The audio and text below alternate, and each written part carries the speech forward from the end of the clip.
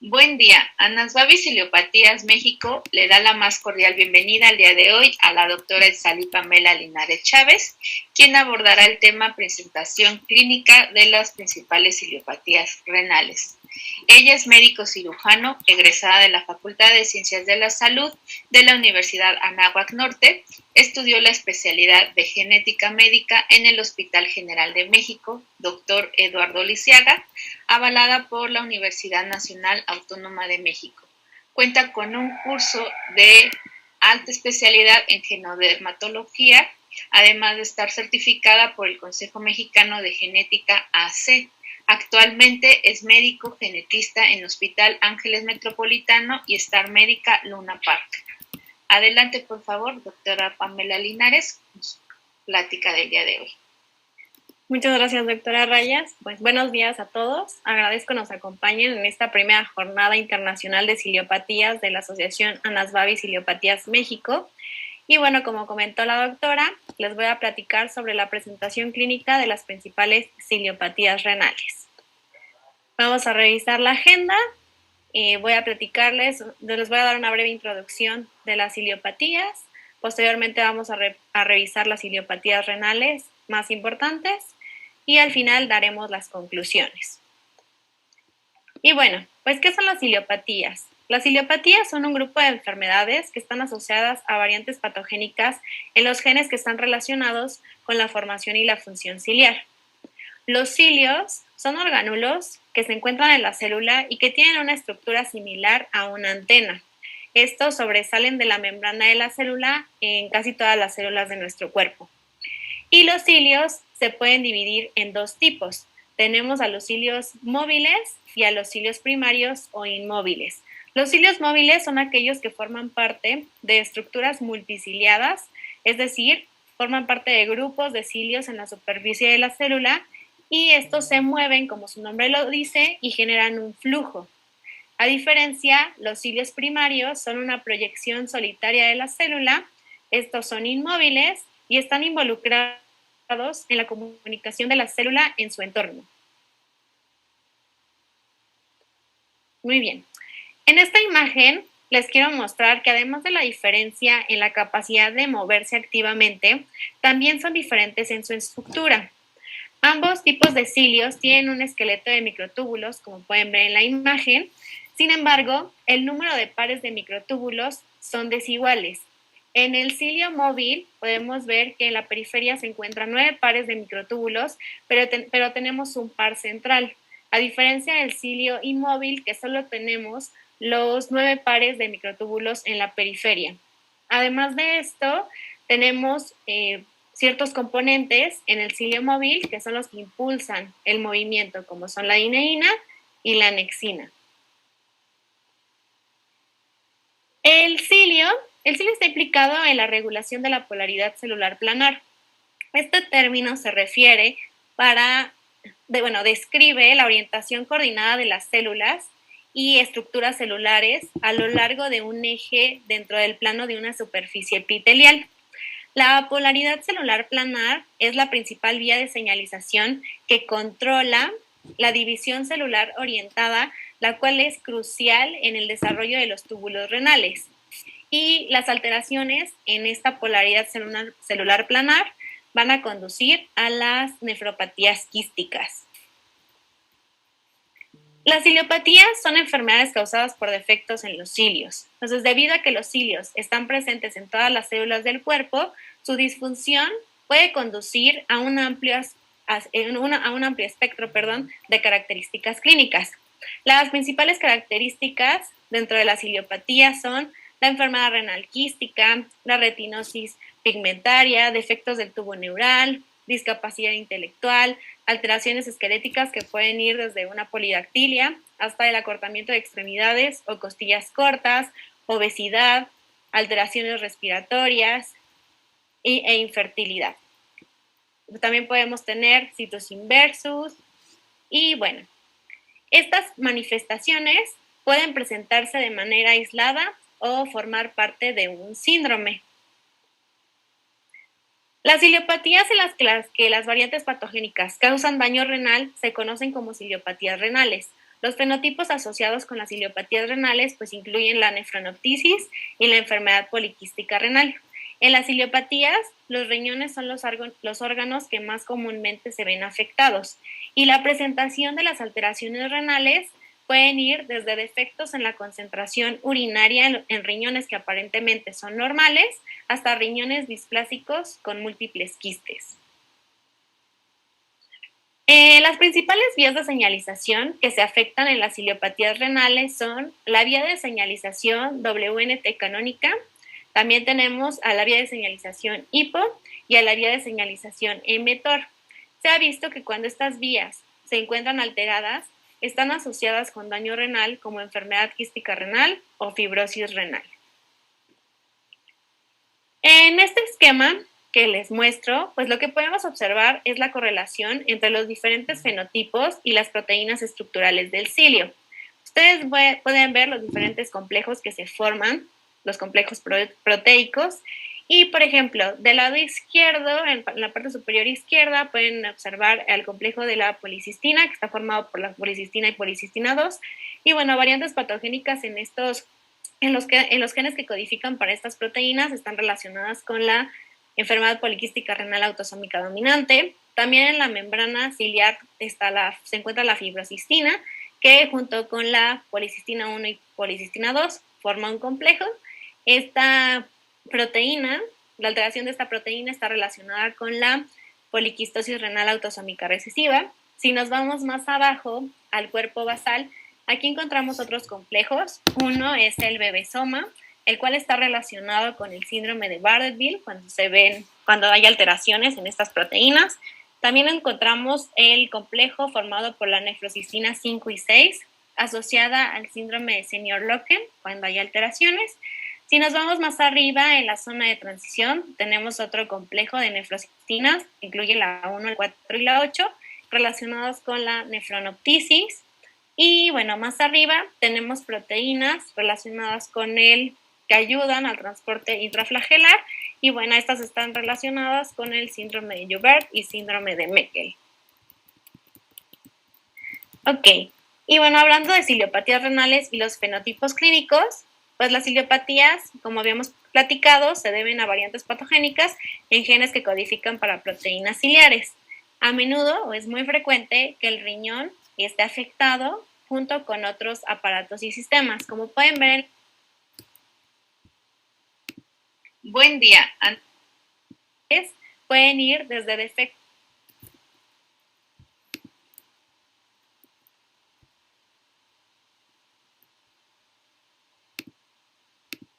Buen día, Ana. Señor Loken, cuando hay alteraciones.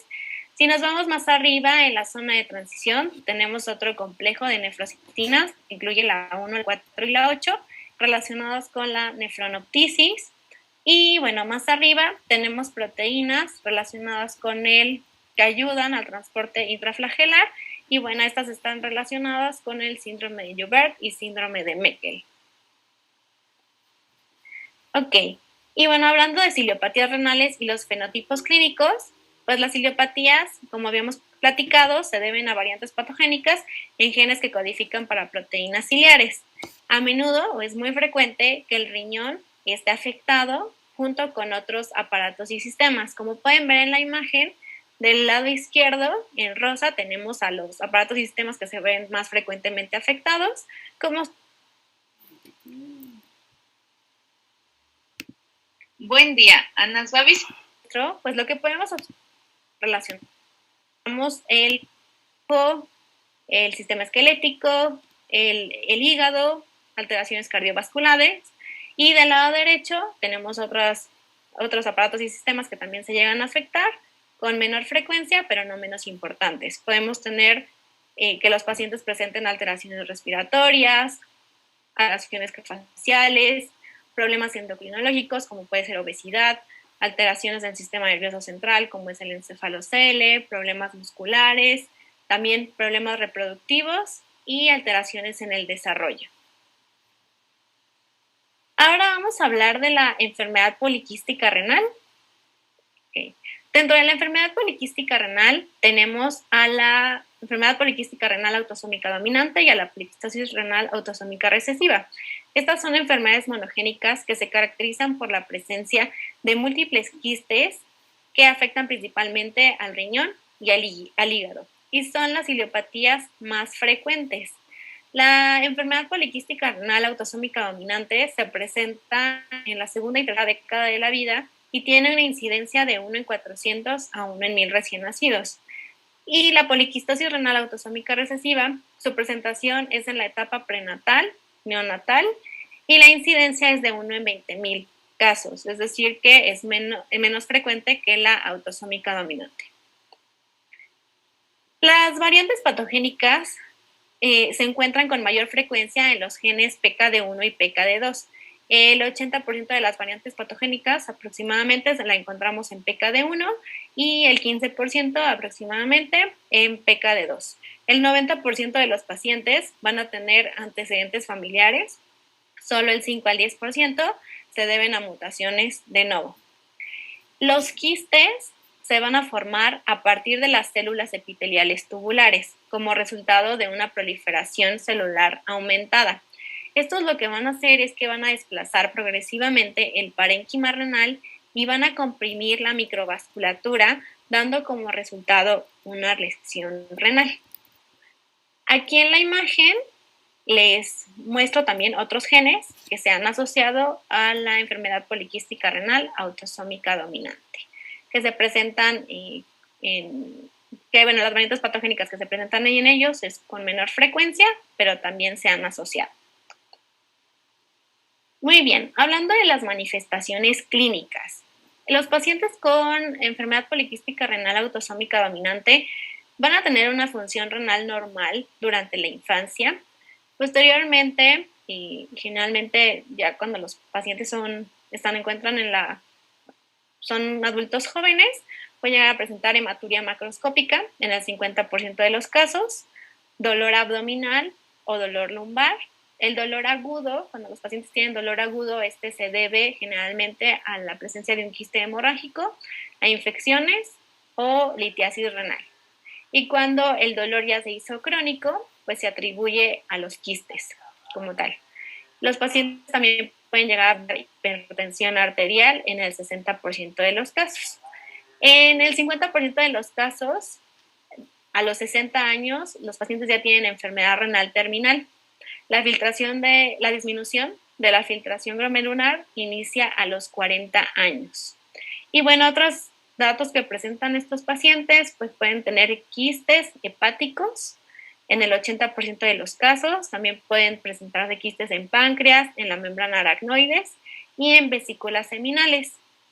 Además de esto, podemos tener alteraciones vasculares, como pueden ser aneurismas intracraneales, que se presentan en un 8-12% de los pacientes, u otras alteraciones vasculares como son dilatación de la raíz aórtica, disección de la aorta torácica y prolapso de la válvula mitral.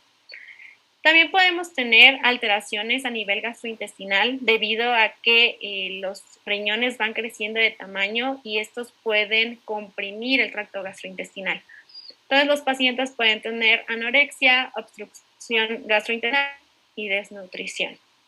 Y bueno, se ha visto que las variantes patogénicas en el gen PKD1 causan una enfermedad renal más severa y se asocian con una enfermedad renal terminal a los 50 años, a comparación de las variantes patogénicas que se encuentran en PKD2, que están asociadas a una enfermedad renal terminal a los 70 años en promedio. Los riñones son normales al nacimiento. En caso de encontrar algunos quistes en la infancia, estos generalmente son se encuentran unilateral, es decir, solo afectan a un riñón, y pues es rara la presentación perinatal.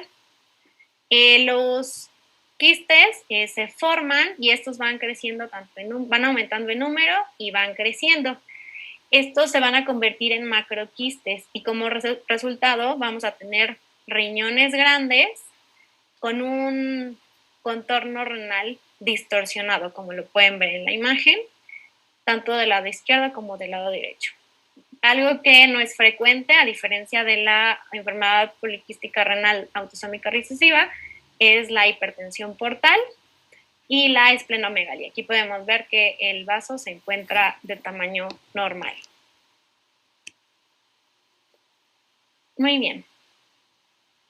Contamos con criterios para hacer el diagnóstico, principalmente el diagnóstico ultrasonográfico, y estos criterios son los criterios de PEI, que se estableció en 2009, los cuales mencionan que si en un paciente con antecedente familiar de enfermedad poliquística renal autosómica dominante encontramos 3 o más quistes renales uni o bilaterales en pacientes de 15 a 39 años, o 2 o más quistes renales bilaterales en pacientes de 40 a 59 años, o 4 o más quistes renales bilaterales en pacientes mayores de 60 años, se hace el diagnóstico de enfermedad poliquística renal autosómica dominante.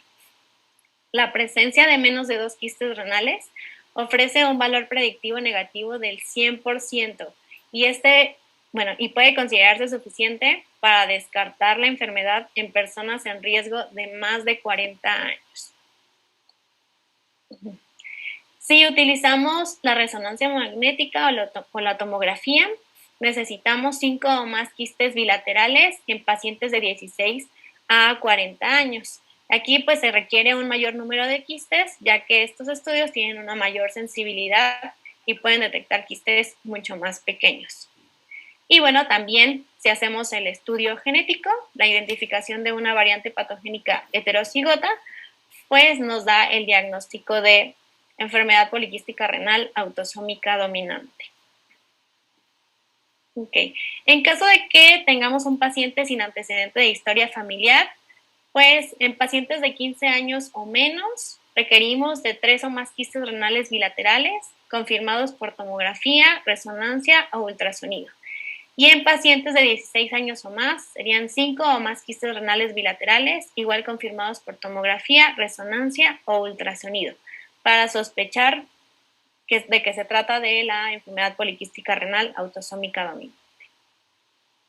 Muy bien. Ahora vamos a revisar el tema de la enfermedad poliquística renal autosómica recesiva. Aquí está, en el 85% de los casos se deben a variantes patogénicas en el gen que codifica para la fibrocistina, la cual se encarga de regular la proliferación celular. La presentación de la enfermedad poliquística renal autosómica recesiva pues es en la etapa prenatal y neonatal. Y bueno, estos pacientes lo que van a tener son riñones poliquísticos con aumento de volumen. El aumento del volumen de los riñones puede afectar los pulmones, evitar que crezcan como debe ser y generar hipoplasia pulmonar, insuficiencia respiratoria y en un 30 a 50% de los pacientes la muerte. Es debido a estos datos, a la hipoplasia pulmonar, se puede presentar la secuencia Potter. También aquí los pacientes pueden llegar a tener hipertensión en el 80% de los casos y bueno, 50% de los pacientes requieren trasplante renal a los 10 años. En el resto de los pacientes, la enfermedad renal terminal va a ir evolucionando en la edad adulta. Y además, prácticamente todos los pacientes con enfermedad poliquística renal autosómica recesiva van a mostrar daño hepático.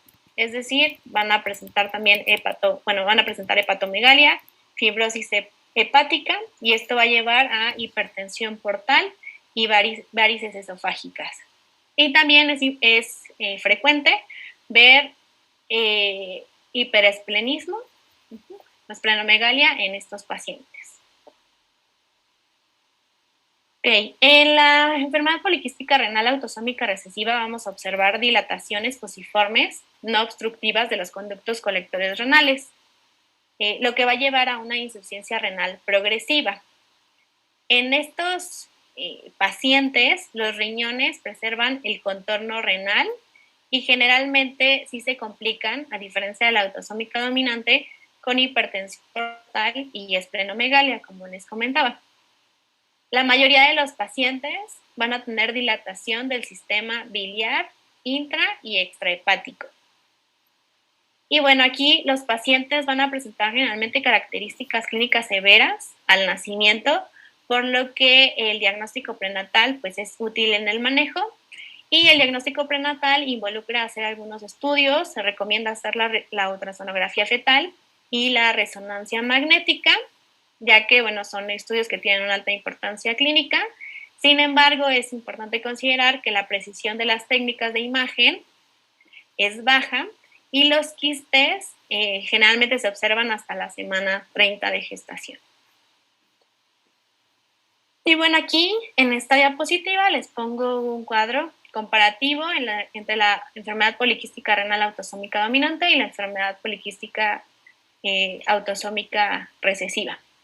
Y vamos a ver, la edad de inicio, pues en la poliquistosis renal autosómica dominante va a ser en la adolescencia y la edad adulta, a diferencia de la poliquistosis renal autosómica recesiva, que va a ser en la etapa perinatal.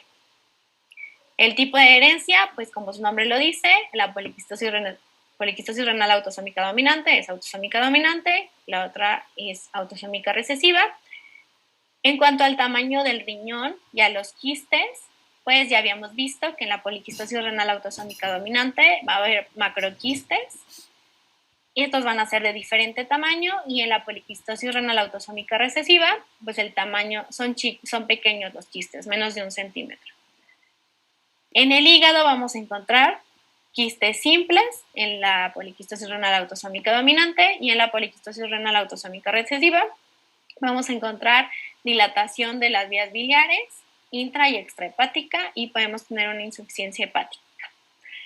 Otras manifestaciones que los acompañan, pues ya revisamos que en la poliquistosis renal autosómica dominante podemos tener alteraciones vasculares, que en mayor frecuencia pues son los aneurismas intracraneales. Y en la poliquistosis renal autosómica recesiva es frecuente la litiasis biliar y la colangitis. En cuanto al pronóstico de la poliquistosis renal autosómica dominante, pues la enfermedad renal terminal es por arriba de los 50 años, y en la poliquistosis renal autosómica recesiva hay un alto riesgo de mortalidad perinatal. Muy bien, vamos a continuar con la siguiente ciliopatía renal, que es la nefronoptisis. La nefronoptisis tiene una herencia autosómica recesiva, es la causa monogénica más común de insuficiencia renal en niños y adultos jóvenes, y la prevalencia en la población infantil que tiene enfermedad renal terminal es del 5%. Hay más de 20 genes que están asociados a nefronoptisis. El primer gen descrito y que con mayor frecuencia se encuentra, que presenta variantes patogénicas, es el NPHP1, que codifica para la nefrocistina 1, y bueno, en el 20% de los casos es el que se ve afectado. Pero como pueden ver, pues hay otros genes que también están relacionados. Sin embargo, a pesar de que hay una gran cantidad de genes relacionados, todavía hay un 70% de casos en el cual no se ha encontrado el gen que está causando la enfermedad. Con respecto a las manifestaciones clínicas, pues tenemos que empiezan con poliuria, polidipsia, después los pacientes comienzan a presentar enuresis, anemia y retraso en el crecimiento. Puede haber 3 tipos de presentaciones. La primera es en la infancia. Generalmente los pacientes debutan al año o a los 3 años de edad, pero no es frecuente esta presentación. Después tenemos la presentación juvenil, que se da en la pubertad. Esta es la más frecuente. Y luego tenemos a la presentación en la edad adulta o en la adolescencia, que es a partir de los 19 años. La mayor parte de las nefronoptisis, o el 80%, son aisladas. Y bueno, del lado derecho pueden ver esta imagen en la cual se mencionan diferentes genes relacionados con la nefronoptisis.